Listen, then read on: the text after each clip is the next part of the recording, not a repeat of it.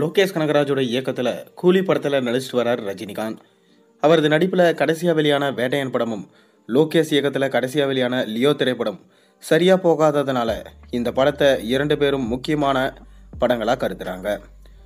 படத்தோட இறுதிக்கட்ட ஷூட்டிங் மும்முரமாக சென்னையில் இப்போது நடந்து வருது.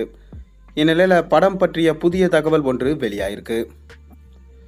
ரஜினிகாந்தும் லோகேஷ் கனகராஜும் முதன்முறையாக இணைந்திருக்காங்க. சன் பிக்சர்ஸ் நிறுவனம் தயாரிக்கும் இந்த படம் கூலி என்று பெயர் வைக்கப்பட்டிருக்கு. கமலை வச்சு விக்ரம் என்ற மெகா ஹிட் படத்தை லோகேஷ் கொடுத்ததை தொடர்ந்து அவரது மார்க்கெட் எங்கேயோ போய்விட்டது. சொல்லப்போனால் தமிழ் சினிமாவில் இப்போதைய டாப் இயக்குனர் என்றால் அவர்தான். அவரது இயக்கத்தில் எப்படியாவது நடித்துவிட வேண்டும் என்று பல நடிகர்கள் நினைத்து கொண்டிருக்காங்க. ஆனால் கடைசியாக விஜயை வச்சு அவர் இயக்கிய லியோ திரைப்படம் சரியாக போகலை.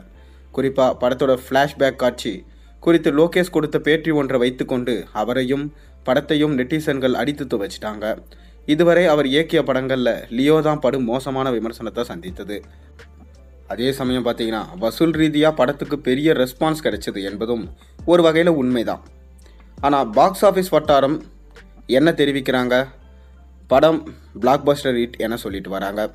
எனவே கூலியை வெற்றி படமாக கொடுக்க வேண்டும் என்கின்ற கட்டாயம் இயக்குனருக்கு இருக்குது. கூலி படத்தில் ரஜினிகாந்தோட அமீர்கான், ஸ்ருதிகாசன், நாகார்ஜுனா, உபேந்திரா, ஷௌபின் சாகர் உள்ளிட்ட நடிகர்கள் நடிக்கிறாங்க. முதல்ல அமீர்கான் ஏற்றிருந்த கேரக்டரில் நடிக்க ஷாருக்கானிடம் தான் படக்குழு பேச்சுவார்த்தை நடத்தினாங்க. ஆனால் அவர் அதில் நடிக்க மறுத்துட்டாராம்.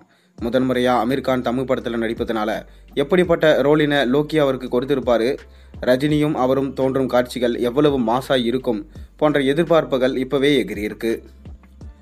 படத்தில் தேவா என்கின்ற கதாபாத்திரத்தை ஏற்றிருக்காரு ரஜினிகாந்த். படத்தின் டைட்டில் டீசர் கடந்த வருடம் வெளியாகி பட்டையை கிளப்பியது. அதிலிருந்தே பார்த்தீங்கன்னா படத்துக்கு எக்கச்சக்க ஹைப் ஏற்றி இருக்கிறது. வழக்கம் போல அனிருத் இசையமைக்கிறாரு. படத்தோட ஷூட்டிங் இப்போது சென்னையில் மும்முரமாக நடந்து வருது. இந்த ஷெட்யூல் தான் இறுதி ஷெட்யூல் என சொல்லப்படுது. இந்நிலையில் படம் பற்றிய புதிய தகவல் ஒன்று வெளியாயிருக்கு.